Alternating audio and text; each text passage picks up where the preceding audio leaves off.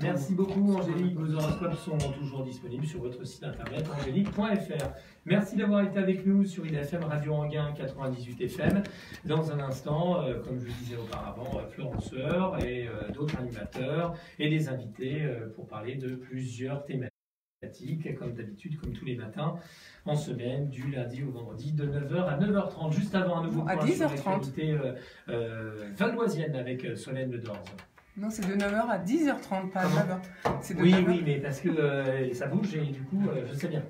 Ah bon? De 9h jusqu'à 10h30, bien sûr. Mais Florence ne gère pas la technique comme moi. Moi, je gère tous les boutons. Oui, c'est vrai. Donc, je suis un petit peu, des fois, décontenancé et pas forcément très concentré. Solène est là, elle vient de nous rejoindre une nouvelle fois dans les studios d'IDFM Radio Anguin. Nous faisons un nouveau point sur l'actualité valdoisienne avec Solène Ledorz. Elle travaille où maintenant, Solène, alors? Non, elle travaille toujours, elle a toujours fait la comptabilité en fait. Ah oui, mais elle est où? Mais là, elle déménage, elle habite plus sur le Val d'Oise, elle est en train de déménager, elle habitait juste à Soisy.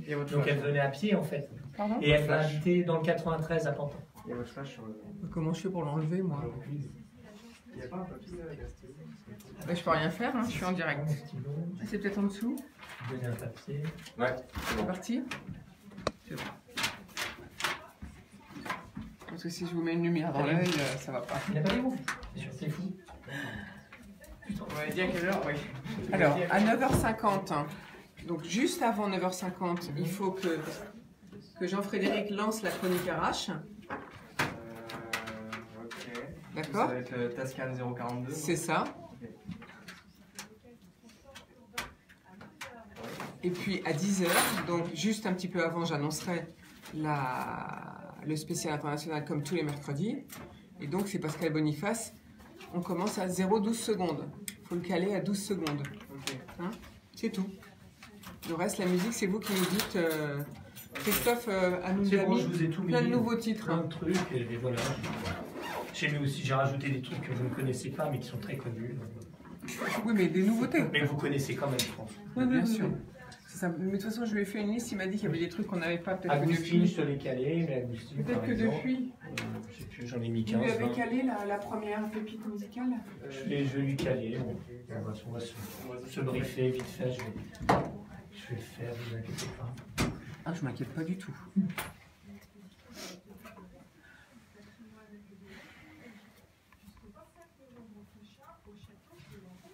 Merci beaucoup Solène Ledorz, nous vous retrouverons à 12h10 pour d'autres actualités valdoisiennes. 9h02, pratiquement 9h03 sur la radio du bien-être. Très bonne journée, à demain matin pour une nouvelle matinale. Dans un instant, c'est le bar de l'économie avec Florence Sueur. Elle reçoit des docteurs, je crois, ce matin. Oui, Nicole, elle est là, en face de moi. Bonjour Nicole. Bonjour. Et aussi Benjamin. Bonjour. Nous parlerons donc de leur activité et surtout de d'Inactive. Qu'est-ce que c'est d'Inactive? La réponse dans un instant sur IDFM Radio Anguin. Vous allez être obligé de répondre. Oui. J'espère que vous allez pas classer.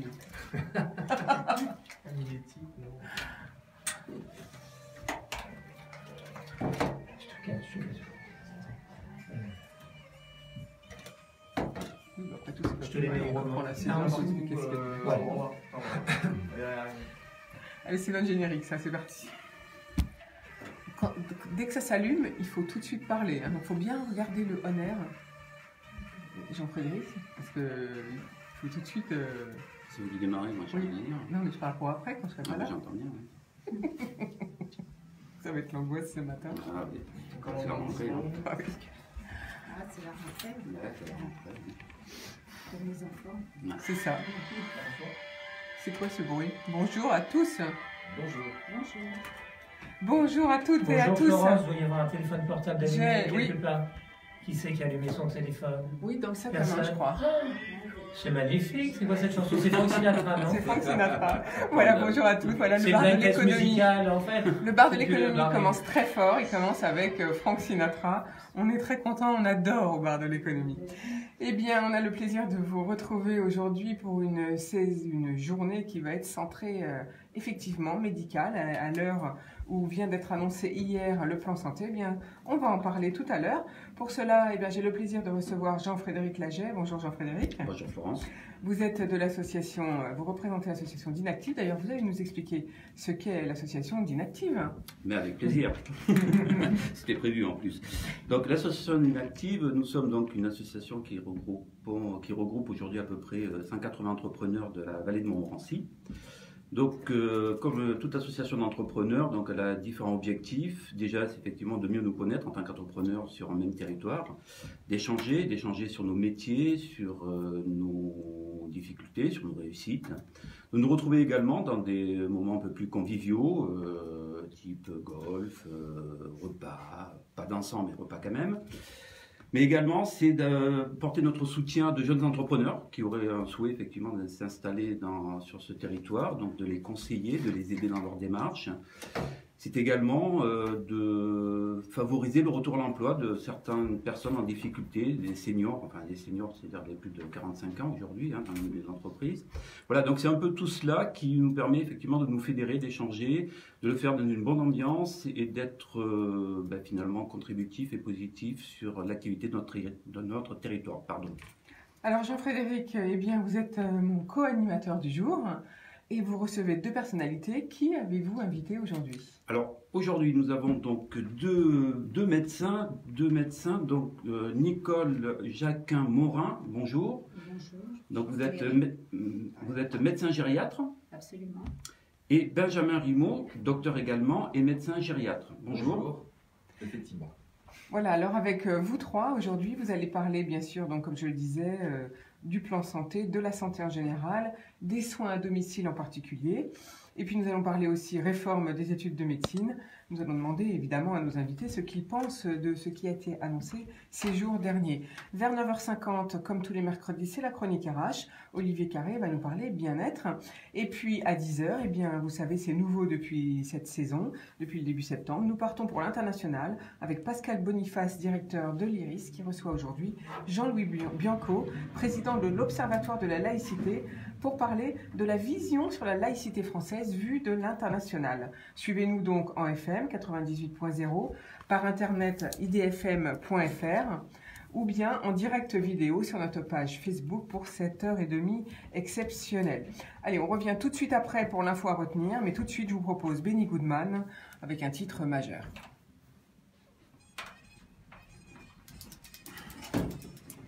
C'est King Potter Stomp. Stop. Stomp. Stomp. Bon, ok. Attends, je vérifie. Oui, c'est ça. C'est Stomp, pas Stamp. Avec un O. King Porter Stomp. Je vais décrire avec mon stylo. Ok.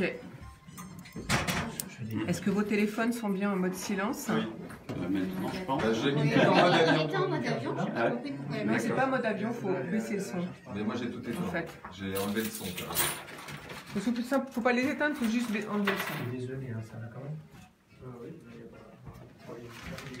Vous avez fait, Christophe, je fais un hommage à Jean-Pierre et à Oui, ça y est, Marceline. j'en ai parlé. Vous l'avez fait aussi? Il faut mettre Hakuna Matata. C'est le roi lion, c'est le méchant dans le roi lion, c'est Scar. Bah, mettez-moi un petit coup de tout à l'heure. Pour la pause suivante. Bah ouais, je donne des idées comme ça. Non, mais après les infos, pour la pause après, à la fin des Tu infos. vas récupérer un extrait du film d'animation de Roi Lion qui est sorti dans les... Ouais, et un extrait, c'est la voix de Scar. Vous étiez pas né à l'époque, Quentin? Non, je l'ai même pas vu. Ça vous dit rien? C'est pas vrai. Ah oui. Si, il connaît. Non, mais j'ai pas vu, hein. il était né, le roi lion. Non, il a 20 ans. Ils sont là. Alors moi aussi, mes filles ont 20 ans et. Bah non, c'est 98, 20 ans. Non, c'est les années 80, le royaume. C'est 93 ou 94. Mais il était pas né du coup, puisque... 93, 94, le roi lion. Oui, tout à fait. C'est ça? Oui, c'est ça. J'en sais rien, moi, mais c'est tout, Christophe, faut lui faire On confiance. va vérifier. Oh, Ah, je l'avais, c'est-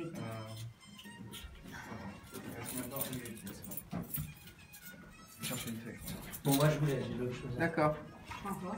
Bonne journée. Bonne journée. Merci Christophe, à tout à l'heure.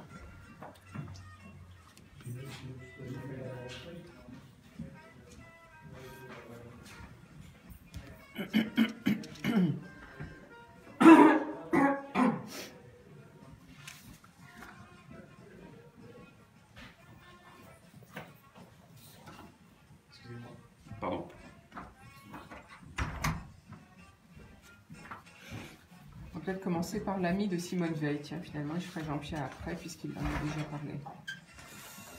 Ok. Il nous reste combien de secondes? 30. 30 secondes. Ok, ça va très vite. Parlez bien près du micro et essayez de pousser un petit peu votre voix. En tout cas, comme elle est toute petite, il faut vraiment bien parler près.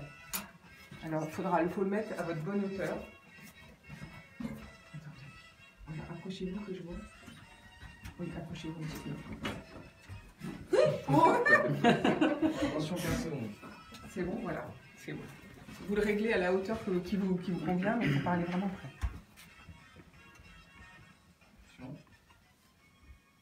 Bien sûr, vous avez reconnu King Porter Stomp de Benny Goodman. Et tout de suite, c'est l'info à retenir sur IDFM. Nous sommes au bar de l'économie en compagnie de Jean-Frédéric Laget, des docteurs Nicole Jacquin-Mourin et de Benjamin Rimaud.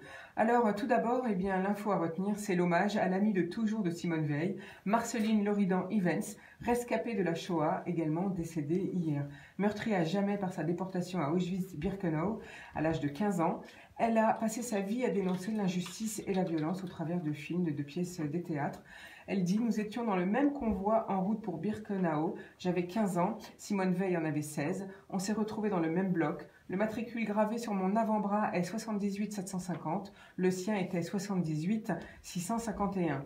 Il fallait se geler de l'intérieur pour survivre, a-t-elle dit. » Dans un témoignage enregistré au mémorial de la Shoah à Paris, Marceline Loridan-Ivens a dépeint sa descente aux enfers. Elle a dit « Les sélections faites par le docteur Mengele, les fosses communes qu'elle doit creuser pour les juifs hongrois massivement assassinés à l'été 44, un épisode dont elle dira avoir tout oublié jusqu'à ce qu'une intime camarade le lui rappelle. » Après la dernière sélection devant Mengele, elle fait partie des déportés qui seront évacués par les nazis à l'approche de l'armée rouge vers les camps de Bergen-Belsen, puis à Theresienstadt, près de Prague. Ses parents avaient tenu à lui donner un prénom français, mais le second était yiddish et c'était Meriem, et c'est celui-là qu'elle choisira pour Anouk Aimée dans son film La prairie au boulot, la traduction du polonais Brzezinka Birkenau en allemand. Un film tourné en 2003 sur le retour d'une ancienne déportée, à Birkenau bien sûr. Un film dont elle dira l'avoir porté pendant 40 ans. Autre hommage du jour, et bien sûr, c'est un hommage à Jean Piat, immense comédien, vedette du feuilleton Les Rois Maudits, mort à l'âge de 93 ans hier. Il était le compagnon de Françoise Dorin, décédée en janvier dernier. Il était le sociétaire honoraire de la Comédie Française, où il a beaucoup travaillé. Il a obtenu de nombreux rôles, comme celui de Figaro dans Le Barbier de Séville de Beaumarchais, ou alors Frontin dans L'Épreuve de Marivaux, ou Don César de Bazan dans Ruy Blas. Mais c'était sur le petit écran qu'il a été connu du grand public en 72 avec la série des Rois Maudits, bien sûr. Alors, l'info du jour à retenir, je n'en choisis plus qu'une. C'est celle, bien sûr, du plan santé. Ma santé pour 2022, a déclaré Emmanuel Macron, qui veut restructurer le système de santé pour les 50 ans à venir. Le système de santé français doit devenir l'un des piliers de l'État-providence du XXIe siècle, a-t-il dit, en opposition à un hôpital qui, aujourd'hui, risque l'implosion, a déclaré le chef de l'État. Je continue les citations. « Cela ne se fera pas en un jour, mais nous devons commencer dès maintenant à travailler ardemment, même si cela doit durer 2 à 3 ans. » Alors, c'est 3,4 milliards d'euros qui seront investis. Notre système de santé souffre non pas d'abord d'un problème de sous-financement, dit notre président, il pêche par un vrai handicap d'organisation. Sans doute nos médecins vont commenter justement cette organisation tout à l'heure. Pour le président, ce modèle n'est plus adapté ni à la demande ni à l'offre de soins. C'est ce que les médecins nous diront tout à l'heure. L'hôpital concentre les dysfonctionnements et risque l'implosion sans transformation d'ensemble.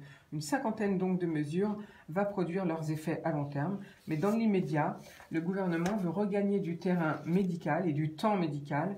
Et pour cela, il faut investir. Les crédits de l'assurance maladie, c'est-à-dire la sécurité sociale, augmenteront de 2,5% l'an prochain, soit près de 400 millions d'euros. Le plan global sera doté d'un budget de 3,4 milliards d'euros d'ici 2022. Bien sûr, je vous l'ai annoncé depuis plusieurs jours, fin du numerus clausus, c'est-à-dire des examens sur 3 ans. Assistant médical créé, nouveau poste dans la médecine. Et puis aussi des urgences de jour. Par ailleurs, le mode de financement des hôpitaux va fondamentalement changer. Ça ne sera plus une tarification à l'acte, ce sera revu pour 2 maladies chroniques, le diabète et l'insuffisance rénale. Plus de paiement donc à chaque consultation, mais un forfait, une tarification à la maladie finalement, au parcours, pour financer des coordinateurs et des assistants médicaux et pour encourager le regroupement et la coordination des soignants. 400 généralistes salariés dans les déserts médicaux sont attendus. On va donc vers plus de professionnels de santé dans ces déserts médicaux. Mais ces soignants ne commenceront à travailler que dans 10 ans. Et donc rien ne dit bien sûr qu'ils choisiront d'exercer dans les déserts. Donc on attend de voir comment le gouvernement va faire pour pousser les futurs médecins à choisir ces territoires. Le président a réfléchi à des mesures d'urgence transitoires, a-t-il dit. Nous ne souhaitons pas d'obligation pour des médecins de s'installer dans les déserts, mais nous enverrons 400 médecins malgré tout dans les territoires les plus défavorisés, si possible, et bien des salariés par les centres hospitaliers de proximité disponibles pour faire ces consultations. Voilà, la réforme des études de médecine devrait intervenir au plus tôt pour la rentrée 2019 et au plus tard pour la rentrée 2020. On fait tout de suite une nouvelle pause musicale avec Augustin Galliana, avec T'en vas pas comme ça. Pause musicale. Donc, moi je dis plus rien là. D'accord. C'est vous.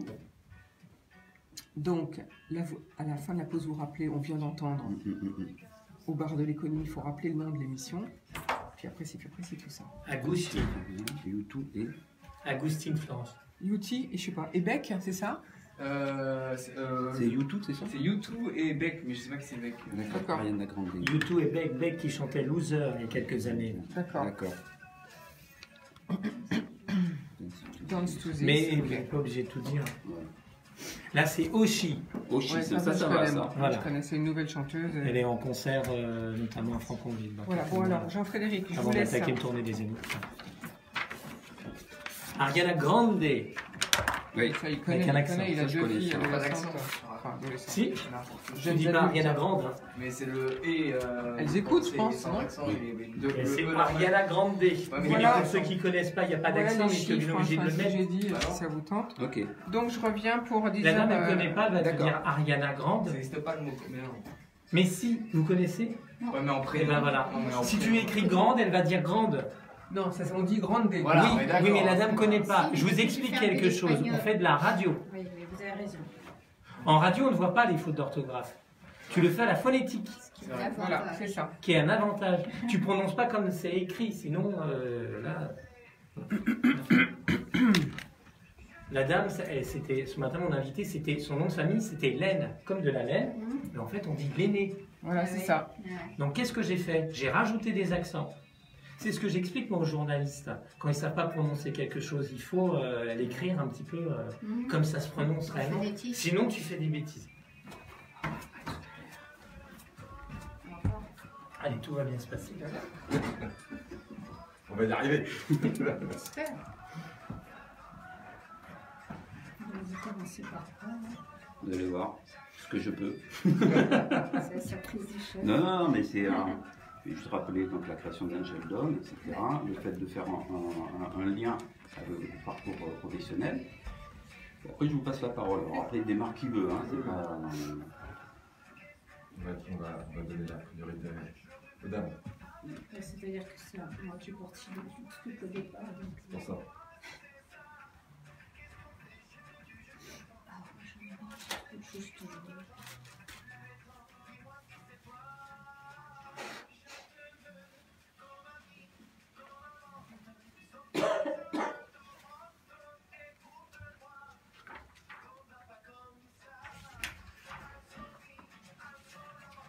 Il reste 30 secondes.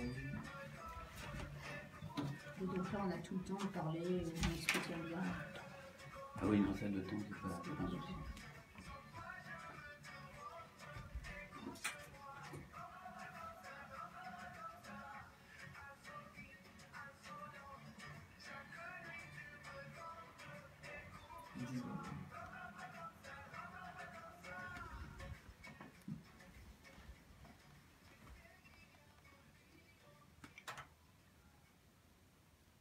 Vous venez d'écouter donc Augustin Galliana, T'en vas pas comme ça. C'est l'émission Le Bar de l'économie sur IDFM et nous recevons donc ce matin, je le rappelle, Nicole Jacquin-Morin, médecin gériatre, et Benjamin Rimaud, également médecin gériatre. Alors si nous les recevons ce matin, on va bien entendu parler de leur métier de médecine, mais c'est surtout pour un projet qu'ils ont porté et créé, leur entreprise Angel Dome. Alors lorsqu'on va sur le site Angel Dome, la définition de l'objectif principal, c'est apporter une solution innovante de maintien au domicile pour les personnes âgées. Donc je suppose que mes invités ont eu cette idée de par leur parcours professionnel, qu'ils ont pu faire des constats, des insuffisances et qu'ils ont souhaité effectivement y répondre dans le cadre de cette création. Donc sans plus tarder, je passe la parole à Nicole Jacquin-Morin, qu'elle nous retrace un peu son parcours et la genèse finalement de cette création. Oui, bonjour. Donc, je suis Nicole Jacquin-Morin, je suis gériatre depuis 1979, après avoir passé 22 ans à l'hôpital dans un service de moyen et long séjour, maintenant USLD et SSR. Je m'ennuyais un peu, donc j'ai fait un certificat de management réservé aux praticiens hospitaliers. Et je me suis alors occupée d'EHPAD. Là, ça a été une catastrophe puisque mon éthique en a pris un coup. Je n'ai pas du tout aimé cette façon de travailler et j'ai créé mon propre cabinet de médecine gériatrique libérale. Alors, la gériatrie est une spécialité qui existe depuis 2004 maintenant, soit 14 ans, et qui a la particularité de ne toujours pas avoir de nomenclature auprès de la sécurité sociale. Donc ça pose un gros problème parce que la gériatrie est la spécialité des personnes âgées. Examiner une personne âgée est assez chronophage, c'est long, ça prend du temps, les antécédents sont longs à détailler, la personne a du mal à se déshabiller, elle est souvent accompagnée. Donc en moyenne, une consultation dure 1 heure et en 1 heure, ce n'est pas possible de vivre pour une consultation à 23 €. Très clairement, c'est pour ça qu'il y a très peu de gériatres libéraux en France, contrairement à l'Angleterre ou aux autres pays de l'Europe. Et ce qui est très dommage, vu que la population vieillit et qu'en 2060, nous aurons 33% de personnes de plus de 60 ans, dont 10% seront en perte d'autonomie. Donc je pense qu'il faut absolument essayer de trouver des solutions pérennes, et des solutions de travail en équipe de façon transversale pour maintenir ces personnes âgées qui le souhaitent pour la plupart à leur domicile. Il y en a beaucoup qui ne veulent pas finir leur jour en EHPAD, d'où l'importance, et ça je le répéterai peut-être plusieurs fois, des directives anticipées, parce que je pense qu'à l'heure actuelle, seulement 11% de la population a signé ces directives anticipées. Et c'est vraiment dommage parce qu'on a le droit de choisir sa fin de vie et de dicter ses volontés tant qu'on en a la possibilité. Très bien. Alors, Nicole, aujourd'hui, qu'est-ce qui s'oppose, qu'est-ce qui pose problème dans le cadre du maintien à domicile? Qu'est-ce qui fait effectivement qu'une personne, à un instant donné, doit quitter son domicile, soit pour aller dans un EHPAD ou une maison de vie? Alors c'est souvent après un accident de vie, une chute, une pneumonie, un phénomène infectieux, il se retrouve à l'hôpital. La durée moyenne de séjour à l'hôpital en milieu gériatrique est de 12 jours. Cette durée passe à 19 jours quand il y a des problèmes sociaux d'accompagnement. Et un séjour à l'hôpital après 80 ans est toujours délétère. Les personnes âgées passent 4, 5, 6 heures sur un brancard aux urgences, sans manger, sans aller aux toilettes, dans des conditions très désagréables. Et en plus, il y a une désorientation qui se crée. La nutrition, ils sont généralement tous dénutris en sortant de l'hôpital, ce qui favorise la survenue d'escarres.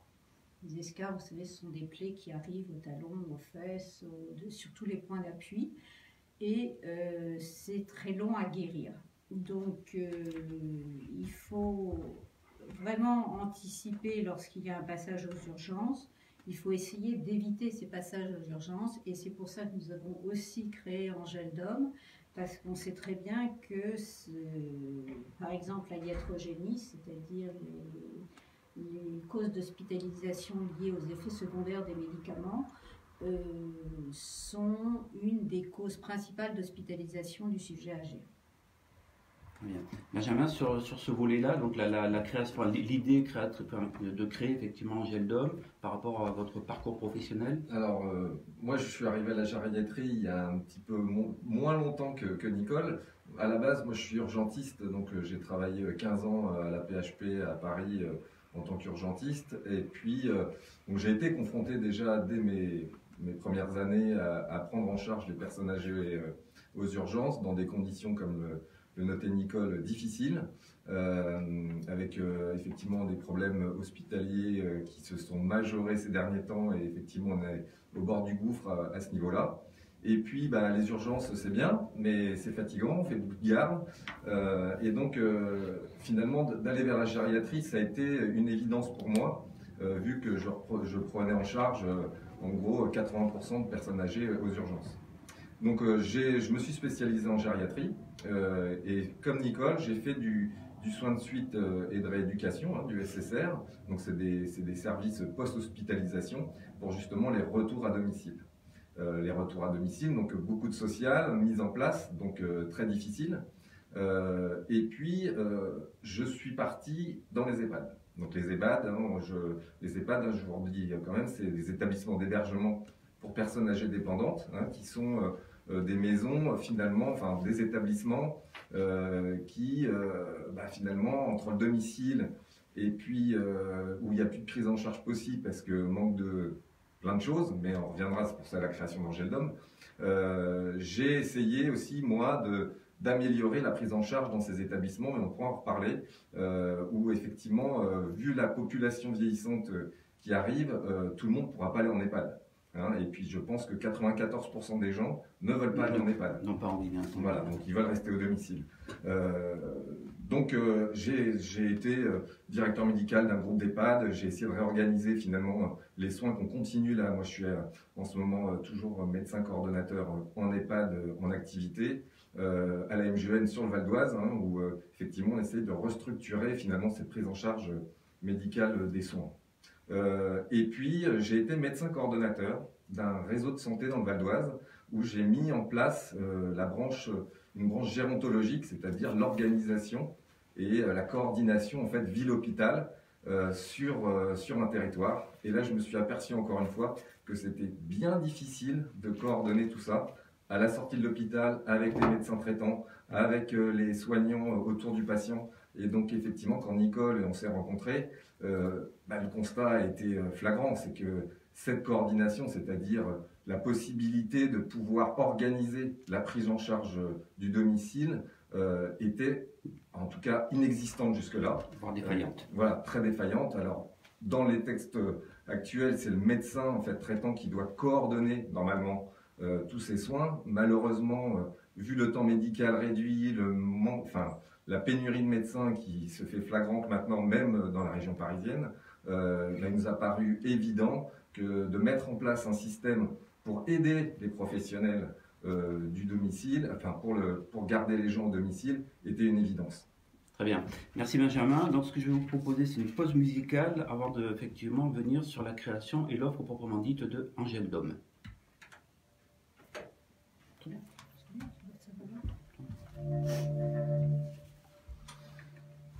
C'est la deuxième fois, j'ai tous l'habitude. Ouais, je vois.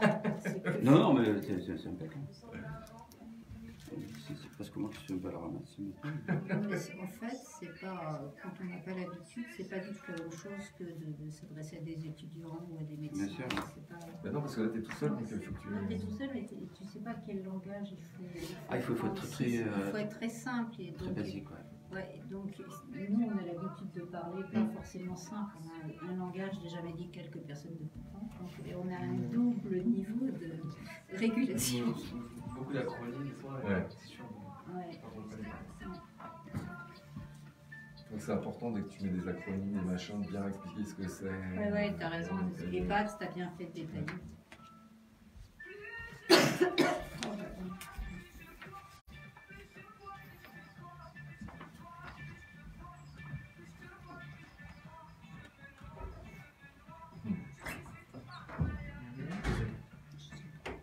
prends le studio à 11h? Mais en 10h30, normalement. Mais je suis pas sûr. Je sais pas, il y a écrit sur le programme que t'as fini. Donc là, on va Les gens enchaîner pourraient sur bien mettre la création, hein, c'est ça. Ouais, là, Non, parce que on je va aller l'avais sur l'offre. enregistré pour Bah, éviter que ce ouais, soit en fait, on va. embêtant pour les uns Ce et qui les serait bien, autres. c'est que tu réexpliques pourquoi et ce que tu as fait ton étude d'action sur Paris, de mettre en place. Et Angèle, d'où Quand ça tu dis vient direct, Parce c'est que juste Angèle, que tu parles. En fait, pour Tu montrer parles, que c'est. Surtout avec 2G, oui. Oui. Voilà. Ça, Ça, il faudra bien dire 2G pour soi. Ouais, Ouais, c'est pas je vais rien dire. avant. Je connais pas trop. Mais c'est lui, hein, c'est sa chanson à lui. C'est pas rien avant.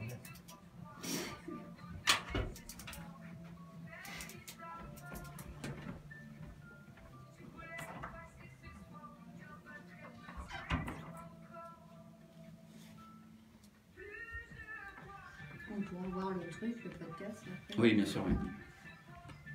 On vous l'enverra.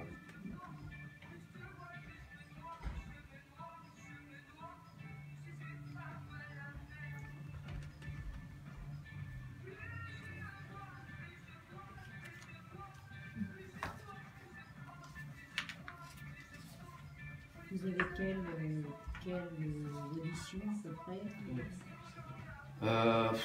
Ça, Beaucoup d'études. c'est 80, 100 000 à peu près. Ouais, c'est pas mal. Ouais, c'est pas mal. Ouais. C'est Anguin, la région. Ah oui, oui, ça va bien de la langue, hein, en termes de diffusion. Surtout que là, on fait vraiment une action, on va se déployer vraiment sur le Val-d'Oise.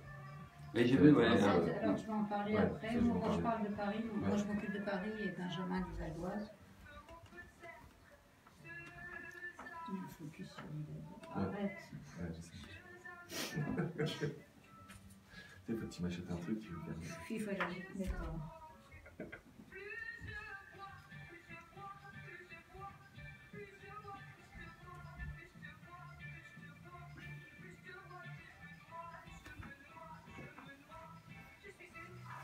Ça va peut-être faire un peu accélérer parce que je me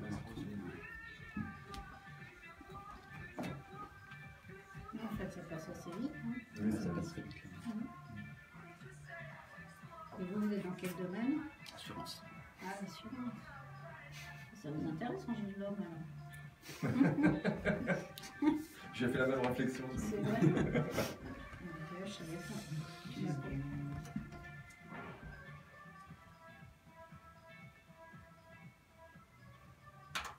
Vous venez d'écouter aussi Femme à la mer, c'est l'émission Le Bar de l'économie et je reçois aujourd'hui donc Nicole Jacquin-Morin et Benjamin Rimaud, médecin gériatre.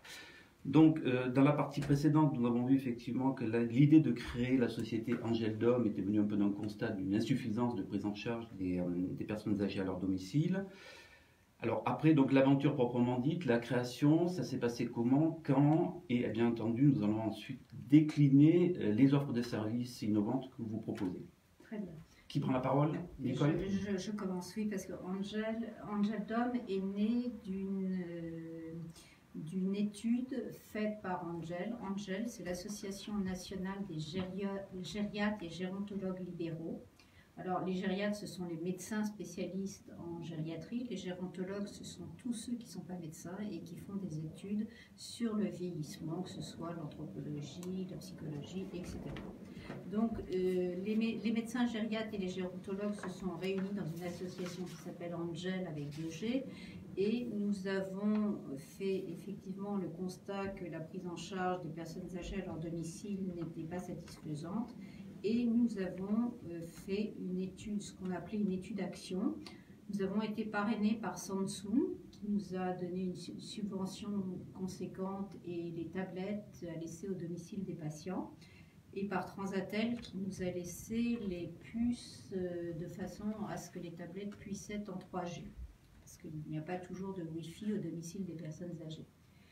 Donc, nous avons fait cette étude sur 18 mois, 30 patients, moyenne d'âge 86 ans, et les résultats ont été assez concluants, puisque pendant ces 18 mois, nous avons eu seulement 2 hospitalisations, ce qui est très peu, et seulement une fracture du col du fémur, parce que la majorité de nos patients étaient suivis en préventif avec des séances de rééducation à leur domicile.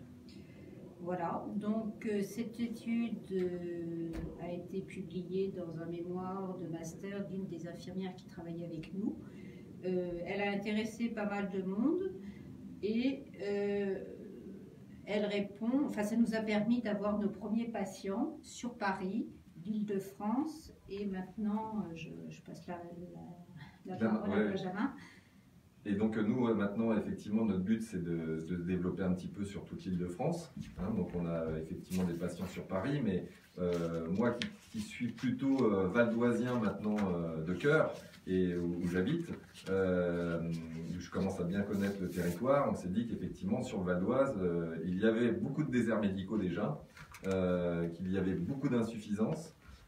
Et donc on s'est dit maintenant bon bah on va essayer d'aller voir un petit peu et essayer de développer ça sur le Val d'Oise. Donc alors Benjamin, je vous coupe. Juste, est-ce que vous pouvez rentrer vraiment dans l'offre là. Aujourd'hui, quel type de prestations vous proposez à des personnes âgées qui veulent rester chez elles et qui vont leur permettre effectivement de le faire dans les meilleures conditions? Alors je vais détailler, puis je pense que Nicole reprendra un petit exemple peut-être plus clair pour les auditeurs. Donc moi je vais essayer de faire voilà un peu plus ce qu'on. Bon. Donc on a la solution à deux choses, à la fois technologique, mais aussi, et nous ce qui nous paraît essentiel, c'est quand même humain, c'est-à-dire qu'il faut rester dans la socialisation de ces personnes qui vont rester au domicile. Au niveau technologique, on a mis en place un système de dossier médical partagé entre tous les professionnels qui interviennent autour du patient au domicile. Donc tous les professionnels, c'est à la fois le médecin, le kiné, le pédicure, l'auxiliaire de vie, enfin tous ceux qui sont à même de... Nicole, vous voulez intervenir? Oui, que M. Macron a mis aussi dans son plan et qu'il souhaite développer prochainement. Tout à fait. On est bien justement dans le thème où on se dit que cette coordination, c'est-à-dire permettre d'améliorer en fait cette prise en charge, est juste essentielle. Donc on a un dossier médical partagé. Ce logiciel finalement tourne pour tout le monde, c'est-à-dire qu'avec un code sur le web, le médecin peut aller finalement consulter le dossier, l'infirmière c'est la même chose, il y a une messagerie entre les professionnels et possiblement avec la famille, c'est-à-dire que la famille, on imagine bien qu'il y a des enfants qui habitent à 500 km du domicile et ils ne savent pas comment finalement gérer ça et comment contacter les médecins ou en tout cas les personnes qui s'occupent de leurs parents. Donc Benjamin, donc si j'ai bien compris, donc là on a une base de données, enfin on va qualifier ça de base de données pour le client. Tous les professionnels de santé peuvent la consulter, peuvent l'incrémenter, donc l'enrichir bien entendu, et l'aidant et les proches, alors proches au sens familial mais pas nécessairement géographique, peuvent le consulter en temps réel et voir effectivement comment se déroulent les soins ou autres. Exactement. Alors évidemment, il y a toujours le secret médical. Ça ne veut pas dire que finalement la famille a le droit d'accéder au dossier médical. Ils auront accès à ce dossier pour pouvoir partager avec les professionnels. Et ce qui est important, c'est que finalement, on a une plateforme médicale. Cette plateforme médicale, 24 heures sur 24, joignable, avec possibilité d'avoir un médecin à tout instant et qui a, et c'est ça qui est le plus important, accès à ce dossier médical. C'est-à-dire qu'il a accès à toutes les informations concernant le patient au domicile. Je prends un exemple typique. Vous avez un problème au domicile, vous appelez quoi? Le 15, le SAMU. Quand vous allez avoir le SAMU, finalement, il ne connaît rien de vos antécédents, rien de vos traitements. Ça prend un temps de fou de savoir, essayer de comprendre où il en est. Là, l'avantage, c'est que finalement, cette plateforme va pouvoir dire « Ah, non, ne vous inquiétez pas, on va vous faire intervenir. C'est pas la peine de vous envoyer aux urgences. Vous inquiétez pas, on va faire ce qu'il faut. » Et c'est ça l'intérêt. Et c'est ce qu'il y a le plus... On s'est aperçu, quand on connaît le patient sur un dossier, ou en tout cas, on a toutes les informations, c'est ça l'essentiel. Et ce qui permet finalement d'avoir une réponse médicale adaptée. Et plus efficace parce que bien entendu les antécédents du patient sont consultables. Tout à fait. Donc, vous imaginez bien que les patients un peu âgés qui commencent à avoir des troubles en fait cognitifs ou même les dents, d'avoir les médicaments, c'est pas forcément évident, ils savent plus trop ce qu'ils prennent et ça prend du temps. Donc il y a cette partie-là, en sachant qu'on a rajouté aussi, et ça c'est plus la technologie, la possibilité d'avoir des objets connectés. Alors, objet connecté, on peut imaginer, tout le monde connaît, quand vous allez chez votre médecin, il prend votre tension, et ce tensiomètre est à la maison et peut être utilisé. Et les données que vous faites au domicile remontent sur la plateforme médicale directement. C'est-à-dire qu'il y a des alertes qui vont dire « Ah, attention, là, la tension est très élevée, le pouls est plus important, la glycémie, si les patients sont diabétiques, il a un taux de glycémie trop important, il va falloir faire une action. » Et donc, le but d'Angeldom, et c'était ça, il y a une coordination qui permet d'avoir quelqu'un en fait, qui est responsable du patient au domicile, qui va être alerté et il va pouvoir appeler l'infirmière pour modifier le traitement ou le médecin traitant, enfin le but étant qu'il reste au domicile. Juste une question, donc les informations remontent sur donc, le site et qui va être le coordinateur finalement de... Alors, donc, vous parliez donc tout à fait. Alors là c'est la partie technologique et nous notre partie sociale c'est de se dire ce qui est important c'est de garder du contact. Donc on monte des cellules d'infirmières coordinatrices qui seront avec une infirmière responsable d'une personne finalement qui est au domicile et qui sera la référente de cette coordination médicale.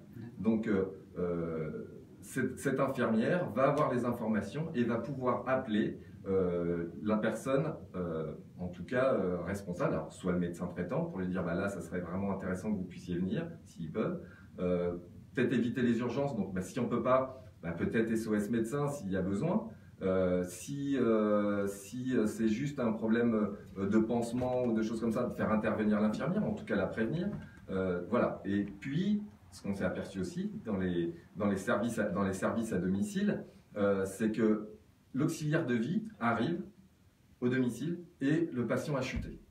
Pour contacter le médecin, pour contacter l'infirmière, c'est souvent catastrophique, c'est difficile parce qu'ils sont surchargés. Et donc le but c'est que nous aussi on ait une possibilité de réponse directement et aider en fait cet auxiliaire de vie à dire vous inquiétez pas, on prend en charge. Et ne pas appeler systématiquement le pompier pour qu'ils arrivent aux urgences. Donc là le but c'est justement de diminuer ces afflux massifs aux urgences sur des non-réponses du domicile. Nicole, vous avez quelque chose à rajouter sur cette partie prestation ? Oui, je pense que c'est important de revoir l'ensemble du processus. Donc, premièrement, une évaluation au domicile de la patiente, c'est-à-dire qu'il y a un médecin généralement qui va faire un état des lieux du patient, de son domicile, de son environnement, est-ce qu'il y a des tapis, des fils électriques, une douche adaptée, etc. De sa nutrition, du risque de chute, parce qu'on n'est pas uniquement dans le traitement, mais aussi dans la prévention. Je pense que ce volet prévention est très important. La version de recueil des données médicales est absolument fondamentale parce qu'en plus, la personne qui aura souscrit cet abonnement, on va l'appeler Paulette, aura une petite carte style carte de crédit dans son portefeuille avec un numéro de dossier qui permettra au service d'urgence, si jamais elle tombait dans la rue, de contacter la plateforme et d'avoir tous ces renseignements médicaux. Si elle chute chez elle, on a sur le frigidaire un code barre qui permet de la même façon aux gens qui n'ont pas accès au dossier médical parce qu'ils ne sont pas médecins, infirmières ou kinésithérapeutes, d'avoir aussi accès au dossier sur un autre versant. Ça, c'est pour la coordination de l'ensemble des actions. Cette carte est importante. On fonctionne avec un abonnement qui commence à 150 € par mois, qui n'est finalement pas très cher. C'est une somme à peu près modique par rapport au prix d'un EHPAD mensuel ou d'une journée d'hospitalisation à 1 000 € par jour en service aigu de gériatrie. Effectivement, le dernier chiffre, là j'ai entendu, en gros, en tout cas, une allée aux urgences, en tout, c'est 4 000 € la journée. Enfin, c'est 4 000 €. Donc vous imaginez bien qu'on est loin du... Et puis surtout, comme vous disiez, donc, il y a tout cet aspect préventif également qui permet d'éviter de faire baisser de façon drastique les accidents entre guillemets de la vie quotidienne. C'est ça. C'est pour ça qu'on n'a eu qu'une fracture du col du fémur en 18 mois. Et sur cette population âgée, c'est quand même assez rare. Alors je voulais juste rajouter, alors on parle beaucoup de télémédecine, donc typiquement la télérégulation fait partie de la télémédecine. Moi je me spécialise de plus en plus, ça fait 2 ans que je développe en fait tous ces systèmes de télémédecine, alors avec les EHPAD, avec d'autres établissements, mais la solution Angeldom permet de pouvoir faire de la télémédecine. Alors de la téléexpertise, typiquement on va prendre un exemple. La patiente a une plaie ou un monsieur a une plaie au domicile. Et vous imaginez bien que pour aller voir un dermato, parce qu'on n'arrive pas forcément à le traiter, il va falloir prendre l'ambulance, avoir un rendez-vous. Ben, si dans 6 mois on l'a, on est content. Vous imaginez bien que l'évolution des plaies, ça va être compliqué. Nous, on va pouvoir permettre, avec la possibilité d'avoir cette tablette qui permet de coordonner tout le monde au domicile, de pouvoir faire une photo et d'envoyer un dossier à un dermato et avoir une réponse dans les 5 jours maximum. Un pré-diagnostic finalement. Diagnostic, voire possibilité de pouvoir mettre un traitement en place. Et si le dermato finalement veut l'avoir, tout est organisé. Il va pouvoir prendre un créneau rapidement pour pouvoir faire une biopsie s'il y a nécessité ou pas. En tout cas, voilà, l'organisation, ça va éviter un aller-retour pour rien, repartir pour un aller-retour. Vous savez que le prix des ambulances est quand même assez conséquent. Et en ce moment, la sécurité sociale est... Rogne un peu. Rogne, exactement. Et ça permet un suivi de l'évolution de la plaie. Tout à fait. Là, on en a un qui est sorti de l'hôpital justement avec 2 escarres énormes talons. Sur un mois, on voit l'évolution de ces plaies parce que le médecin y va tous les 10 jours et prend des photos à chaque fois. Et ça permet de modifier les protocoles infirmiers tous ensemble et c'est quand même très intéressant. Très bien, donc pour résumer finalement, donc c'est effectivement de la prévention, de la réactivité, de la coordination, la possibilité bien entendu donnée à ces personnes de prolonger leur vie chez eux, et on sait qu'effectivement c'est le souhait de la plupart des Français. Donc dans votre offre, il y a différents niveaux d'abonnement, hein, je peux vous le signaler. Donc je crois que ça, on démarre à peu près sur une cotisation mensuelle, vous disiez de 150 €, Oui, c'est ça? Oui. D'accord. Alors si vous voulez avoir plus de renseignements, vous avez un site hein, qui est angeldom.fr. Alors Angeldom, c'est ANG2GELDOM.fr. Je vous propose une petite pause musicale.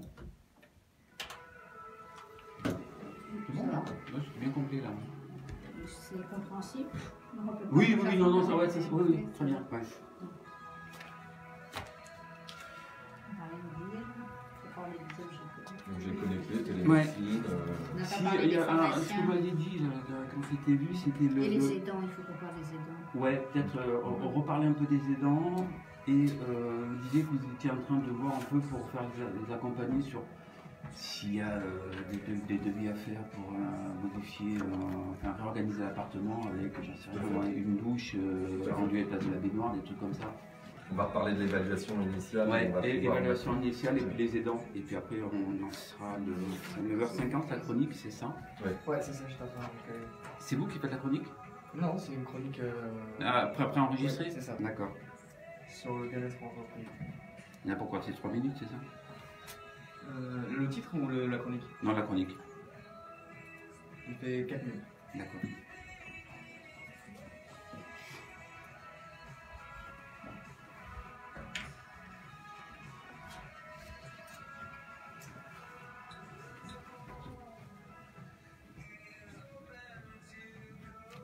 Je sais pas si on revient sur le plan santé. Pas beaucoup d'intérêt. À vrai dire, non. Bah, puis vu l'opinion que vous en avez, ouais. Moi, je pense que ça a été dit un peu en même temps. J'ai parlé Macron.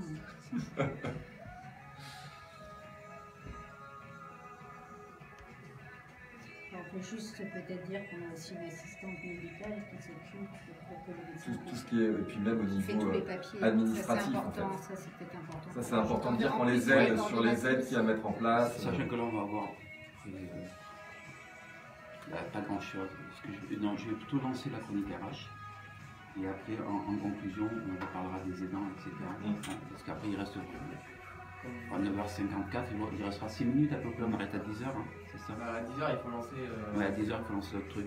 Là, c'est mieux de le faire comme ça, parce que sinon là, Sinon, on peut lancer à 56 maximum la chronique. RH. Comme ça, on arrive pile à 10h. Ah oui, on peut le faire comme ça, ouais. Ouais. Donc on va reprendre sur le truc et on va décaler un peu la chronique RH. C'est quoi RH? C'est une petite Ressources de humaines. ressources humaines? Ah, Une petite chronique sur Oui, c'est le. pas mal.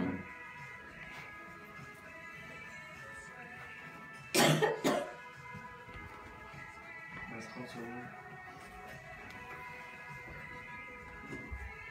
Je pense je vais revenir sur un truc plutôt pratico-pratique du domicile. Comment on peut les aider aussi, les aidants en fait. Parce que, Vous avez beaucoup de personnes âgées qui écoutent cette radio.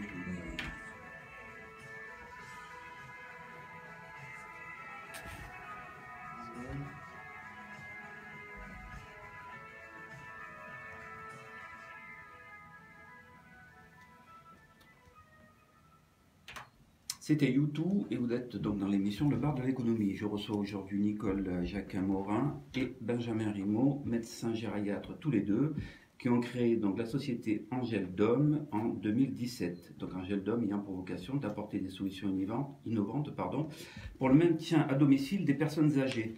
Donc on a évoqué précédemment donc, tout le volet de l'offre. Est-ce qu'il y a des points sur lesquels vous souhaitez revenir? Je vais revenir juste sur la partie plutôt Benjamin, oui. aide vraiment importante. C'est-à-dire que Nicole a parlé de cette évaluation au domicile qui est vraiment très importante au départ. C'est-à-dire que effectivement, le risque de chute dans des baignoires, dans des problématiques du quotidien et en tout cas les tapis, enfin tout ce genre de choses, notre but c'est justement de donner des préconisations pour éviter ce genre de risque. Et donc effectivement, on aide aussi les personnes à trouver les sociétés ou les choses qui vont pouvoir faire les travaux au domicile. Donc ça, c'est une première chose. Au niveau administratif, vous savez que vous avez le droit à des aides. Hein, on parle souvent des APA, des APL, enfin ce genre de choses. Mais on peut les aider dans tout ce qui est côté administratif et de prise en charge. Pour constituer les dossiers. Pour constituer les dossiers, souvent les familles sont totalement perdues dans ce qui est possible par rapport à leur mutuelle ou ce genre de choses. Donc, c'est pour ça qu'on a créé une assistante administrative qui fait aussi partie du dispositif et qui renseigne les aidants. Il y a 55% des aidants qui sont des aidants actifs, c'est-à-dire qui travaillent, et dans ces 55%, il y a 96% de femmes. Donc, elles ont des journées assez chargées, et donc cette assistante administrative permet de leur faire connaître leurs droits, par exemple le congé de solidarité familiale, qu'on ne connaît pas forcément, ou des choses comme ça, remplir les papiers quand ils sont en incapacité de le faire, ou bien quand tout simplement il n'y a pas d'aidant. Donc il y a une cellule de coordination où il y a un médecin coordonnateur, une infirmière coordinatrice et une assistante administrative pour remplir l'ensemble des dossiers. De ce qu'on a évoqué tout à l'heure, donc bien entendu votre offre nouveau que dans la mesure où vous avez pu constituer le réseau de médecins, infirmières et autres. Donc aujourd'hui c'est plutôt Paris Intramuros, Neuilly, Enghien-les-Bains, Montmorency. Donc là aujourd'hui, s'il y a des auditeurs effectivement qui sont intéressés, qui sont sur ces zones d'habitation, ils peuvent aller directement sur le site. Donc on rappelle, c'est angeldom.fr, donc ANGELDOM.fr. Là, ils auront déjà un aperçu de vos offres et les contacts utiles pour entrer en relation avec vous. Alors maintenant, on est vraiment sur tout le Val d'Oise, puisque là, on va aussi aller on va aller sur l'Isle-Adam. Là, en fait, tout ce qui est possiblement sur le Val d'Oise, on peut le faire. Notre but aussi, c'est d'aller contacter et d'aller voir les professionnels qui sont autour du domicile du patient pour les emmener dans cet engagement en fait autour du patient et qui est vraiment nécessaire. Donc on va les accompagner aussi, les professionnels, et les aider à rentrer dans ce système. Très bien. Alors, on a vu l'offre, etc. Par contre, alors, deux médecins qui créent une société, c'est pas commun. Votre parcours en 2 mots là-dessus, ça s'est passé comment? Difficultés, succès Je vais vous dire, ça va être simple. C'est vrai que nous, on était plutôt d'utilité publique, on voyait ça plutôt comme ça. Donc on va voir les instances, les agences régionales de santé, les conseils généraux. On a essayé d'aller voir la sécurité sociale, les mutuelles, enfin bon, plein de choses. Et puis on est toujours confronté à un mur où de toute façon, pour changer les choses, c'est compliqué. Et donc on a eu qu'une solution, puisque globalement au départ c'était quand même une association, on voulait vraiment monter ça dans un but non lucratif du tout, et c'est pas du tout notre but d'ailleurs, notre but, et on s'est dit il n'y a pas d'autre solution, c'est-à-dire que pour l'instant, si on veut faire avancer les choses, c'est de pouvoir créer une société utile à tous. Et notre but, c'est que tous les acteurs secondairement nous rejoignent, que ce soit les mutuelles, que ce soit la sécurité sociale, pour pouvoir prendre en charge ces personnes de façon correcte au domicile. Nicole, vous voulez intervenir? Oui, je voudrais rajouter simplement que la santé ne va pas pouvoir être prise en charge comme ça en permanence, surtout avec le vieillissement annoncé de la population. Les remboursements à 100% sont déjà en danger. Je ne sais pas, vous avez entendu, pour le diabète, l'hypertension, même le cancer. Donc, je pense que le vieillissement, ça s'anticipe et qu'il va falloir aussi que les gens comprennent que la médecine ne peut pas être tout le temps gratuite et qu'il y aura forcément un reste à charge. Mais de toute façon, c'est quand même beaucoup moins cher qu'une maison de retraite et c'est surtout un confort et une prise en soin complètement sur mesure. Alors, sachant que si j'ai compris, aujourd'hui, vous êtes les seuls à proposer ce type de prestation. Oui, Tout à parce fait. que ce sont des gériatres libéraux qui ont mené cette démarche. Très bien, il me reste à vous remercier, Nicole. Merci, Benjamin. Donc, on a parlé aujourd'hui de Angel Dome. Je vous rappelle, si vous voulez avoir plus d'informations, vous vous connectez sur le site angeldom.fr, ANGELDOM. Merci à tous pour ces informations. Effectivement, c'est d'une complémentaire. On peut dire que vous êtes tout à fait dans la tendance du jour, puisque vous accompagnez finalement les médecins. C'est donc comme un assistant finalement de médecin, avec des vrais médecins par contre. C'est la différence. Tout de suite, on retrouve comme tous les mercredis la chronique RH. Aujourd'hui, Olivier Carré a choisi de nous parler du bien-être. Bonjour Olivier.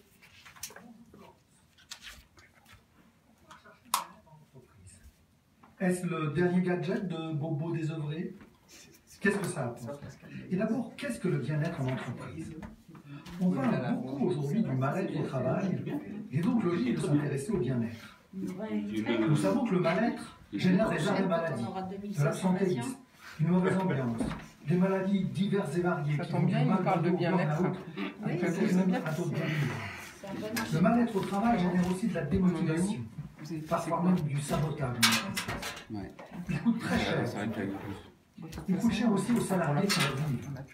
Car au-delà des maladies, vivre la plus grande partie de sa vie dans une mauvaise ambiance, c'est vraiment gâcher la vie. Intéressons-nous donc au bien-être dans l'entreprise. Maslow, par exemple, dans sa fameuse pyramide, nous dit que pour être bien, l'être humain doit pouvoir satisfaire 5 types de besoins. Les besoins physiologiques, la faim, la soif, la sexualité, le sommeil, les besoins de sécurité, de relations humaines, d'estime de soi et de développement personnel. Maslow nous dit aussi que chaque besoin ne peut être satisfait que si déjà les besoins précédents l'ont été. Cela veut dire qu'il faut d'abord satisfaire les besoins physiologiques, la faim, la soif, avant de penser à la sécurité. Quelqu'un qui meurt de faim sera prêt à risquer sa vie pour manger. Puis ensuite, lorsque nous aurons satisfait les besoins physiologiques et de sécurité, nous aurons besoin d'avoir des relations humaines satisfaisantes avec les autres. Je crois que vous alliez faire un cas. Puis nous aurons besoin de satisfaire les besoins d'estime de nous-mêmes, d'être reconnus comme utiles et importants par ceux avec qui nous sommes en C'est pas très relation. fort en studio, je trouve. Et enfin, lorsque tout cela aura été satisfait, nous aurons le besoin de sentir que nous évoluons, que nous développons, que nous grandissons. Bien sûr, comme tout ce qui est humain, nos besoins évoluent sans cesse en fonction des événements que nous vivons. Nous pouvons donc avancer, monter dans la pyramide, ou régresser, redescendre en termes de besoins, monter d'un échelon ou descendre d'un échelon. Mais cela dépend pour beaucoup de notre environnement, familial bien sûr, mais aussi et surtout professionnel. Nous y passons beaucoup de temps dans notre entreprise. Alors, comment traduire tout cela pour développer le bien-être en entreprise? Les besoins physiologiques ne sont pas toujours satisfaits. Certains travailleurs pauvres, comme on les appelle, ont beaucoup de mal à se nourrir et à se loger. Mais heureusement, dans la plupart des cas, les salariés ont de quoi satisfaire leurs besoins physiologiques. Il n'en est pas toujours de même des besoins de sécurité et de relations humaines. Dans un certain nombre d'entreprises, il n'y a pas de mission claire, pas de droits respectés, pas de vision du futur, pas ou peu de communication. Les salariés se sentent en insécurité. Les relations humaines sont mauvaises, il y a des mensonges, des jeux de pouvoir, de la manipulation. Le remède est simple. Clarifier la raison d'être, les valeurs et la vision, les communiquer clairement aux salariés et peut-être aussi communiquer un peu moins sur le chiffre d'affaires et la marge. Pour satisfaire les besoins d'estime de soi, nous avons besoin de recevoir plus de compliments que de critiques. Nous avons besoin que notre travail, notre implication, notre qualité de relation avec les autres soient reconnus.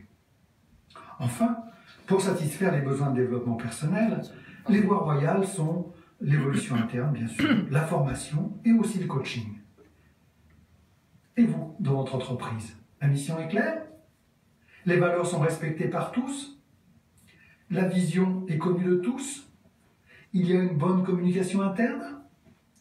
Tout le monde reçoit plus de compliments que de critiques? Il y a de l'évolution interne? De la formation et du coaching? Allez, je vous souhaite une bonne journée. Merci Georges-Olivier Carré, effectivement, beaucoup de travail vu toutes les questions que vous nous posez pour bien s'entendre et bien travailler tous ensemble en entreprise. Tout de suite, eh bien, c'est mercredi, c'est donc l'international, spécial international maintenant. Pascal Boniface reçoit Jean-Louis Bianco, président de l'Observatoire de la laïcité, qui va évoquer la vision internationale vue donc sur la laïcité française. Bonjour Pascal Boniface. Bonjour. Bonjour. Vous êtes le président de l'Observatoire de la laïcité et on va un peu parler non pas des problèmes qui se posent en France et des débats plus que vigoureux sur la laïcité, mais du rapport international que cela traduit, de la vision de l'étranger sur la laïcité française et de cette notion. Est-ce que la notion de laïcité telle que l'on la comprend en France est connue ou comprise à l'étranger et peut-être que cette réponse varie selon les pays? Oui, bien sûr, elle est globalement mal connue et souvent mal comprise. Comme vous le savez, elle n'est pas facile à traduire. On traduit souvent en anglais par secularism, ce qui est une très mauvaise traduction. C'est pas que la sécularisation, c'est pas sur le même terrain. Et d'ailleurs, je vois que même en Europe, les Allemands qui s'intéressent à cette question maintenant parlent de plus en plus de laïcité entre guillemets ou de laïcité, traduction littérale. En plus, d'après ce que j'ai compris, en arabe, c'est spécialement pas facile à traduire. Donc il y a cette distance à cause du mot et à cause du concept, encore qu'il soit présent dans un certain nombre d'autres pays d'une manière ou d'une autre, on pourra y revenir. Mais si je réponds à la question perception, il y a deux grands domaines, hein. Il y a le monde anglo-saxon, disons les Anglais et les Américains, plus quelques autres ex-dominions, dans lesquels on a un procès permanent, la France mais aussi la Belgique et d'autres pays, en porté atteinte à la liberté de conscience, à la liberté de religion. Toute régulation par l'État et par le droit est perçue comme potentiellement dangereuse. Et chaque année, depuis des années, le département d'État d'un côté, le Congrès de l'autre, allume entre guillemets la France sur ces sujets-là. Ça va un peu mieux depuis quelques temps. On s'est bien battu avec le ministère des Affaires étrangères. Et en plus, on a une jurisprudence de la Cour européenne des droits de l'homme qui valide les lois françaises. Dans le monde arabo-musulman, arabe et musulman en même temps, ou arabo-musulman, moi je me suis aperçu que la laïcité française est un enjeu en fait de débat interne. C'est un enjeu de débat entre ceux qui veulent un islam plus ouvert, plus progressiste, un islam des Lumières, et qui eux invoquent éventuellement la laïcité, et les autres. C'est un enjeu entre ceux qui veulent de bonnes relations avec la France et ceux qui considèrent que c'est très mal d'être le parti de la France. Et c'est un enjeu entre ceux qui veulent plus de démocratie, plus d'égalité entre les femmes et les hommes, et ceux qui ne le veulent pas. Donc la laïcité est un peu otage de ces débats internes qui varient bien entendu, beaucoup suivant les pays, sachant que certains de nos grands débats que vous évoquiez, comme le Burkini qui a enflammé, voilà 2 étés, la sphère politique et médiatique, ça ne peut pas être mieux comme contre-propagande pour l'image de la France, et c'est d'ailleurs utilisé spécifiquement par Daesh. Et donc, est-ce que vous avez le sentiment qu'il est plus difficile aujourd'hui qu'il y a quelques années d'expliquer ce concept, de l'exporter, de montrer que c'est une spécificité française, mais qui n'est pas liberticide, qui est au contraire une garantie de liberté pour chacun? Non, je crois le contraire, et j'ai été surpris de constater que ce thème, ce régime juridique et politique intéressait beaucoup de monde. J'ai rencontré des personnes, des chercheurs, des politiques, mais par exemple depuis longtemps beaucoup d'Allemands, avec un intérêt plus fort du côté des Prussiens que des Bavarois, mais ça s'explique pour des raisons historiques. Mais j'ai aussi des discussions avec des Polonais, avec des Roumains. Nous remettons chaque année un prix de la laïcité. Il y a une association polonaise, une association roumaine qui ont fait un travail. J'ai même discuté longuement avec le principal des jésuites de Varsovie, qui depuis s'est fait virer. J'espère que ce n'est pas à cause de notre conversation. Mais je vois des gens venant, alors des Kurdes, des Irakiens, des Indonésiens, des Malaisiens, des Russes, des gens d'Amérique centrale, d'Amérique du Sud, du Sénégal. Donc il y a un vrai regain d'intérêt. Pourquoi? Parce que je crois que les pays où il y a un régime de liberté sont tous confrontés à la même question. Comment je préserve cette liberté tout en préservant le fonctionnement collectif et les pressions d'un pouvoir des religions sur l'État? Et finalement, ils se disent, mais la laïcité française, c'est une spécificité, mais au fond, est-ce que c'est pas quelque chose d'intéressant? Et j'ai été plusieurs fois invité à Berlin. La dernière fois, le thème par l'Académie catholique, c'est-à-dire l'université liée à l'Église catholique, mais une université assez ouverte, c'était « Ist Laizität die Lösung ?» Est-ce que la laïcité est la solution? Avec une interrogation plutôt positive. Et en réalité, avec les Allemands, on se rend compte qu'on a des systèmes juridiques et politiques très différents, mais qu'on se pose à peu près les mêmes questions. D'ailleurs aussi sur l'accueil des réfugiés, sur l'intégration et sur la laïcité.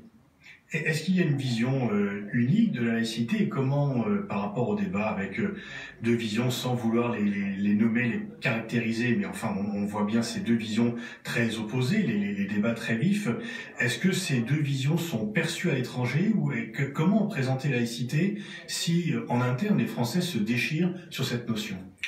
C'est vrai que ça rend la tâche de l'Observatoire, la tâche des pouvoirs publics difficile, parce que les gens qui suivent l'actualité française, y compris dans des pays lointains, ont du mal à comprendre et sont parfois inquiets de ce qu'ils perçoivent. L'expression a été employée par le président de la République, en tout cas c'est un propos rapporté comme une radicalisation de la laïcité. Cela dit, leurs interlocuteurs, ce sont quand même nos ambassades, c'est nos instituts culturels à qui nous avons demandé, et ils le font, d'ouvrir beaucoup de débats avec des intellectuels, avec des chercheurs, avec des praticiens. C'est l'Observatoire qui a beaucoup de contacts internationaux. Et donc là, nous disons ce qu'est la laïcité de l'histoire et du droit. Et ce message est de plus en plus entendu comme un sujet qui mérite réflexion et débat et qui n'est pas perçu négativement.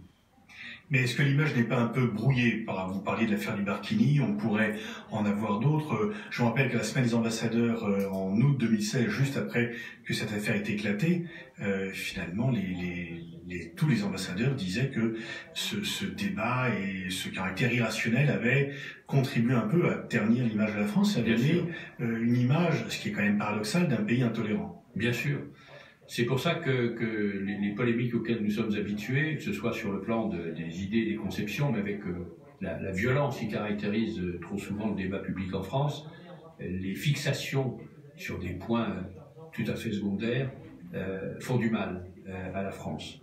Et l'Observatoire rappelle, nous crions parfois un peu dans le désert, mais nous continuerons, et les responsables, les journalistes, les responsables des médias et les politiques a de la responsabilité. Ça peut être de la censure, mais savoir qu'un mot, qu'une parole, qu'une polémique a un effet qui dépasse largement le territoire national et qui nuit à l'image de la France. Oui, on a un peu le sentiment que certains oublient en fait que nos débats ont des échos, que le monde est un village global et que ce qui se crie en France est quand même entendu et surtout peut être aussi entendu par ceux qui seraient nos partenaires naturels, c'est-à-dire que ceux qui sont le plus ouverts à la culture française et au débat d'idées. Bien sûr, c'est tout à fait clair. Par exemple, en Amérique centrale, en Amérique du Sud, où il y a d'ailleurs des éléments de laïcité, par exemple le Mexique qui a fait la séparation des églises et de l'État vers 1860, bien avant la France. Et puis au Maghreb, bien sûr, et plus globalement en Afrique, où les citoyens, pour une part, les entre guillemets élites aussi, sont parfaitement au courant de l'actualité française et de nos débats français, et parfois déplorent cette caractéristique-là. Mais encore une fois, les débats qui se font de plus en plus dans nos centres culturels, la parole qui est portée par nos ambassadeurs, par les responsables du ministère des Affaires étrangères, par l'Observatoire de la laïcité, c'est quand même une parole dont, globalement, on peut considérer qu'elle prend le pas sur d'autres, parce qu'elle est représentée institutionnellement et qu'elle est aussi conforme à ce qui devrait être des évidences sur le plan du droit. Est-ce que l'on peut dire que l'observatoire que vous dirigez est un peu le garant ou l'organisme qui labellise la laïcité ou qui est le plus autorisé à l'expliciter à l'étranger? Tout à fait, c'est devenu comme ça. C'était pas dans notre mission initiale, mais nous sommes considérés comme, en effet, le garant, le porte-parole, l'explicateur, le promoteur de ce qu'est la laïcité française, et c'est une situation dont nous nous réjouissons et qui nous impose d'être encore plus disponible pour les interlocuteurs étrangers, que ce soit quand ils viennent en France ou quand nous allons chez eux. Comment vous répartissez votre activité entre les conférences, contacts en France, entre expliquer la laïcité en France et la faire vivre, et en même temps la symboliser, la représenter à l'étranger? Comment vous faites pour le travail international sur la laïcité? Alors, l'emploi du temps est beaucoup plus en France, où avec le rapporteur général Nicolas Cadenne, nous avons 2 à 3 réunions par semaine aux 4 coins de l'Hexagone, et parfois dans les territoires d'outre-mer. Nicolas Cadenne est un peu à La Réunion, où il y a une manière de vivre la laïcité très spécifique à l'histoire de La Réunion et où les choses fonctionnent très bien. Donc c'est certains de nos membres qui arrivent à tourner un petit peu plus. Nous avons aussi parmi nos membres, c'est un vieux nom, le conseiller pour les affaires religieuses, vous connaissez cela, qui est l'homme ou la femme, en l'occurrence l'homme, l'ambassadeur, qui suit les questions de laïcité et de religion auprès du ministre des Affaires étrangères. Il est à la fois membre de l'Observatoire et représentant. Donc Jean-Christophe Possel, pour le nommer, ancien ambassadeur à Abu Dhabi, donc a bien vu ces questions-là dans le contexte de ce pays et se démultiplient partout. Et donc on arrive à peu près à satisfaire une partie des demandes. Moi je suis allé plusieurs fois à Alger faire de la formation pour les professeurs d'histoire, de géographie, de philosophie, l'ensemble des professeurs du lycée international d'Alger. J'ai fait à chaque fois des débats à l'Institut culturel avec les personnes qui voulaient venir. J'ai fait des débats publics à Berlin, j'en ai fait à pas mal d'endroits. Mais c'est vrai qu'il y aurait de quoi s'occuper à plein temps pour permettre ces échanges. Encore une fois, en ne tombant pas dans le défaut français de dire nous sommes les meilleurs, mais en n'étant pas non plus culpabilisés. Je crois que la laïcité, c'est un bel outil et je me réjouis de voir qu'il l'intéresse de plus en plus. Vous êtes combien exactement au sein de l'Observatoire pour faire tout ce travail? Alors, les membres de l'Observatoire, ceux qui sont l'Assemblée délibérante, nous sommes 21, 4 parlementaires, majorité opposition, nous sommes pluripartisans, 7 représentants des ministères, et puis des personnalités qualifiées dont certaines sont connues par leur vie antérieure. Je pense à Daniel Maximin, qui a été l'exécuteur testamentaire d'Aimé Césaire, qui est un grand écrivain et poète antillais, et qui nous dit souvent une phrase que je trouve admirable, c'est à cause de la diversité des Outre-mer que la France peut encore légitimement parler au nom de l'universel. Et puis nous avons l'équipe permanente à laquelle... Oui, parce que ces 21 sont une sorte de conseil d'administration, voilà, conseil exactement. Donc ils sont pas disponibles en permanence. On a un rapporteur général, une jury chargée de mission, 2 assistantes et moi. Pour un budget de 70 000 €, ce qui doit être un des meilleurs rapports qualité-prix des organismes consultatifs dans ce pays, d'après en tout cas Bercy. Le ministère des Finances ne nous donne pas plus d'argent, mais nous célèbre.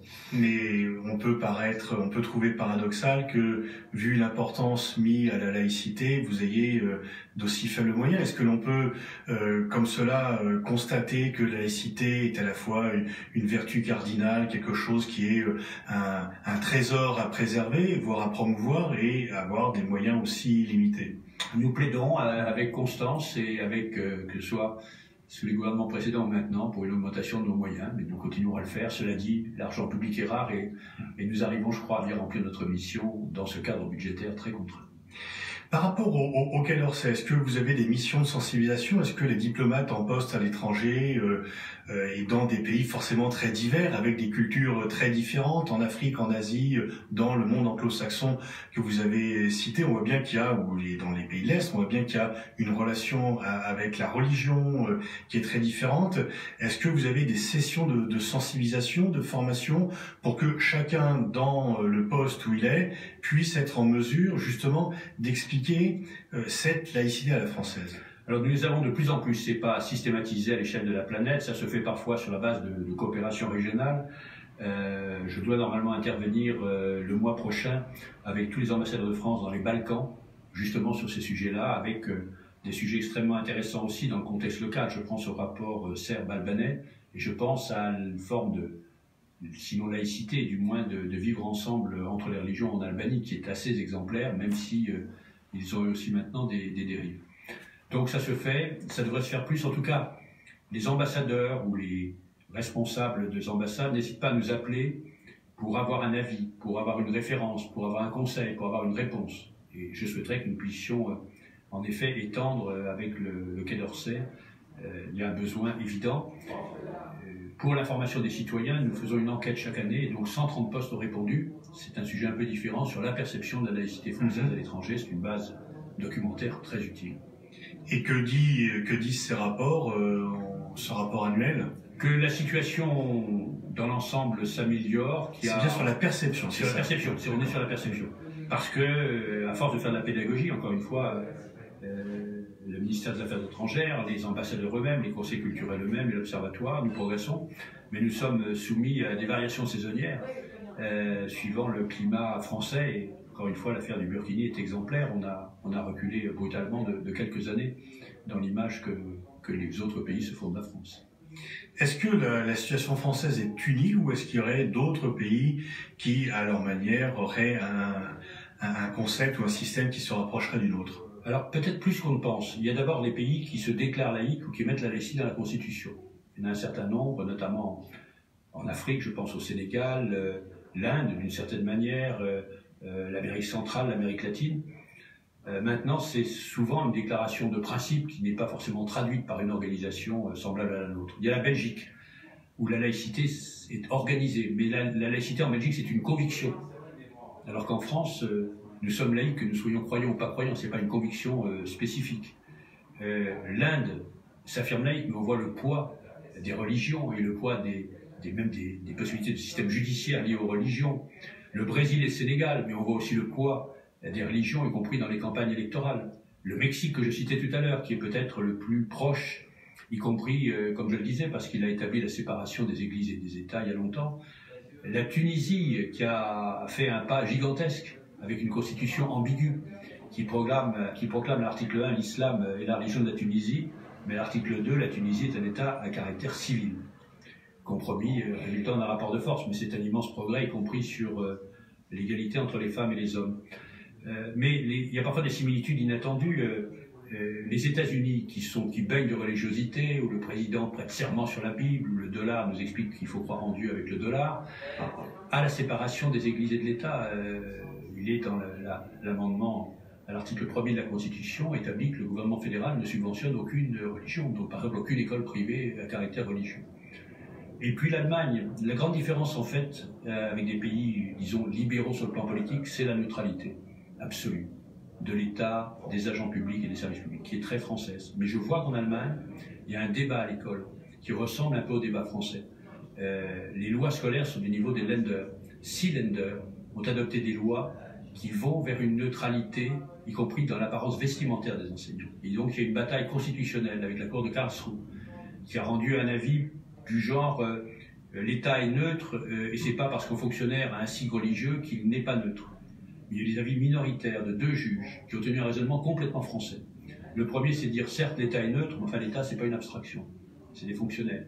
On peut pas dire que l'État est neutre et que les fonctionnaires ne doivent pas l'être. Et deuxièmement, l'école c'est pas n'importe quoi. C'est là où se forment les consciences et c'est là où il faut protéger les enfants, les jeunes d'influences qui pourraient être prosélytes. Donc le débat existe aussi en Allemagne sur ce qui est le plus spécifiquement français, c'est-à-dire la neutralité des agents publics. Il y a également des entreprises étrangères qui investissent en France, qui emploient. Est-ce qu'elles vous consultent pour savoir quelles sont les règles? Est-ce que vous êtes également en contact avec le monde économique? Alors avec le monde économique en général, oui. Avec les entreprises étrangères, pas spécifiquement. Nous intervenons d'ailleurs pour les entreprises, comme pour les syndicats, comme pour les collectivités locales, comme pour les administrations, en conseil, dans la rédaction d'une charte, d'un règlement intérieur, d'un document. Nous intervenons pour la formation. Nous intervenions aussi pour donner des avis en cas de conflit sur une question précise. Et le monde de l'entreprise, des grandes entreprises en tout cas, s'est très bien saisi du sujet, que ce soit les entreprises publiques ou privées. Il y a beaucoup plus de managers qui sont aujourd'hui armés pour savoir ce qui est la question de base, quand est-ce qu'on dit oui, quand est-ce qu'on dit non. C'est un progrès sensible. Reste le problème des petites entreprises. Moi, j'ai suggéré aux organisations patronales, y compris le MEDEF, qui se mettent d'accord pour avoir des référents laïcité sur un bassin d'emploi. Des personnes d'expérience qui puissent conseiller une petite entreprise qui a des RH très faibles, évidemment pas de spécialistes de la laïcité. Mais les entreprises publiques ou privées ont maintenant une vision plus claire des choses, ont tiré les leçons du passé, évoquent les difficultés au lieu de ne pas en parler et ont des règles de comportement qui sont assez précises et assez strictes. Vous parliez des dégâts éventuels que des débats trop vifs et trop exclusifs peuvent susciter créer sur l'image de la France à l'étranger. Qu'est-ce que vous souhaiteriez pour que le débat puisse exister, puisque c'est quand même le sel de la démocratie, mais comment faire pour que le débat puisse s'organiser sans que cela puisse venir ternir notre image internationale? C'est extrêmement difficile, et c'est vrai pour le débat sur la laïcité comme pour d'autres débats. Je crois qu'il faut, au-delà même de la question de la laïcité, nous apprenons dans ce pays, et ça s'apprend dès l'école, à avoir de l'esprit critique, à comprendre la position d'un autre, à la respecter, et à ne pas voir systématiquement le monde entre blanc, noir, bon et méchant. C'est de l'ordre du pieux, laïquement pieux. Je constate quand même qu'à l'école, il se fait des tas de choses où les jeunes, les enfants, y compris les conseils municipaux jeunes, les conseils départementaux jeunes, moi j'étais président de département, j'ai été maire, où à 10, 11, 12, 13, 14 ans, on voit des jeunes qui savent mener un débat intéressant et respectueux. Donc ce que j'aimerais bien, c'est que certains propos politiques certains propos médiatiques n'abîment pas et ne fassent pas d'eux des citoyens intolérants alors qu'ils sont déjà souvent tolérants à la restriction. Vous parliez du souci de ne pas apparaître comme donneur de leçons, ce qui arrive de temps en temps aux Français, mais même de temps en temps souvent. En fait, cette laïcité, telle que nous la connaissons, telle que nous la pratiquons, est quand même d'une richesse inouïe, et dans de nombreux pays où il peut y avoir des tensions, cela pourrait être une solution, ou en tous les cas une aide. Est-ce que vous pensez qu'il y aurait un peu un moyen, si ce n'est d'exporter, du moins de mieux la faire connaître pour qu'elle puisse au contraire être, au lieu d'être quelque chose qui puisse, par rapport à des débats d'insultes, ternir l'image de la France, que ce soit au contraire quelque chose de valorisant? Comment peut-on utiliser la laïcité pour, au contraire, valoriser l'image de la France à l'étranger? Vous avez raison, d'ailleurs c'est une expression qui est employée de temps en temps, vous l'avez employée et je l'emploie aussi, c'est un vrai trésor. C'est un vrai trésor parce que le paradoxe, c'est que cette loi de 1905 et cette déclaration des droits de l'homme et des citoyens, on me dit c'est vieux, il faut que ça change. Non, c'est parfaitement adapté. C'est parfaitement adapté à la réalité des sociétés complexes comme la France. Oui, personne ne propose de modifier la déclaration des droits de l'homme et des citoyens. Oui, mais par contre, on propose de modifier la loi de 1905. Voilà, et je réponds, si vous voulez la modifier parce que c'est vieux, vous pouvez aller jusqu'à la déclaration des droits de l'homme et du citoyen. Je crois qu'il faudrait intensifier beaucoup ce que nous avons commencé à faire. Encore une fois, en expliquant pourquoi l'histoire, les rapports de force, la construction politique a fait que nous en sommes arrivés là. Mais je vous l'ai dit tout à l'heure, je perçois de plus en plus d'intérêt parce que les gens tâtonnent encore une fois entre les multiplicités d'appartenances qui sont parfaitement légitimes et la manière de les rassembler dans la citoyenneté qui est aussi une spécificité française. Donc je pense qu'il y a une oreille de plus en plus favorable. Il faut qu'on ait plus de moyens en collectif, pas que l'Observatoire, pour aller porter la bonne parole laïque et échanger avec des pays aux quatre coins de la planète. Est-ce que vous avez proposé des pistes au nouvel exécutif pour aller vers cela? Vous avez été reconduit par le président dans vos fonctions. Est-ce que dans les missions que vous donnez, il y a ce côté qui serait peut-être une mission nouvelle, de mieux faire connaître la laïcité, de l'exporter et de faire un peu aussi rayonner la France, la laïcité? C'est tout à fait le thème des échanges que nous avons eus avec le président de la République, le Premier ministre, le ministre des Affaires étrangères et nous sommes évidemment disponibles pour cette mission si elle nous est confiée. Merci Jean-Louis Bianco. On a fait un tour rapide de la laïcité et des conséquences que cela peut avoir sur notre image internationale et notre rayonnement. Merci. Merci Pascal Boniface et surtout merci à Jean-Louis Bianco pour votre présence sur IDFM. Alors qu'avant de terminer cette émission, quelques infos internationales.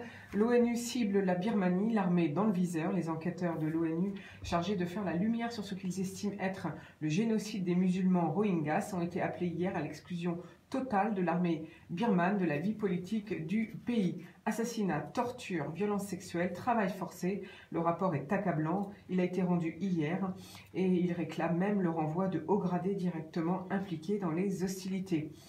Voilà, l'accident diplomatique, vous avez entendu, un avion russe abattu par l'armée syrienne. La confusion régnait hier après l'imbroglio diplomatique impliquant la Russie, la Syrie et Israël. Tout a commencé lundi soir lorsqu'un avion de surveillance russe a été abattu au large de la Syrie, tuant 15 membres de l'équipage. Contre toute attente, eh bien, c'est l'armée syrienne, alliée indéfectible de Moscou, qui serait à l'origine de ces tirs et qui visait en fait 4 F-16 israéliens. Le face-à-face continue entre Pékin et Washington. Eh bien oui, c'est la guerre commerciale. Ils se rendent coup pour coup. La Chine avait annoncé hier qu'elle relevait ses droits de douane sur 60 milliards de biens américains importés. Une décision en forme de représailles après les nouvelles taxes dévoilées par Washington concernant 200 milliards de dollars d'importations chinoises. Cette mesure est destinée à défendre, entre guillemets, le libre-échange et le multilatéralisme et de protéger les intérêts des droits légitimes de la Chine, a fait savoir Pékin. Évidemment, Trump avait fait pareil avant en augmentant les droits de douane. Depuis plusieurs mois, d'ailleurs, les deux pays se répondent coup pour coup par des taxes supplémentaires, puisque cet été, les États-Unis avaient déjà décrété de nouveaux droits de douane sur 50 milliards de biens de consommation, eux-mêmes adoptés après ceux imposés sur l'aluminium et l'acier, imposés au printemps par Trump sur les biens asiatiques, chinois. Voilà, peste porcine africaine, 6 pays cessent leurs importations belges. Donc il s'agit on a appris ça hier, il s'agit de la Chine, de la Corée du Sud, de Taïwan, des Philippines, du Mexique et de la Biélorussie. Afrique du Sud, le cannabis à usage privé se décriminalise. Et puis Hong Kong assouplit ses règles de visa pour les couples gays. Voilà, on va se quitter, c'est terminé pour le bar de l'économie aujourd'hui. Je vous propose de se quitter en musique avec Ariana Grande et Troye Sivan pour Dance to This. Je balance le générique parce qu'il n'y a pas le temps. D'accord. Sinon vous allez devoir reparler de ça. Ouais, c'est bien. Et après je mets la musique. Moi, je voulais dire à demain. Tant pis. Donc c'est quand même tous les jours.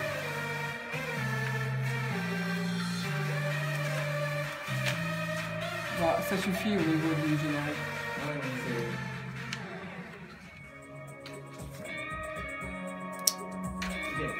Merci Quentin.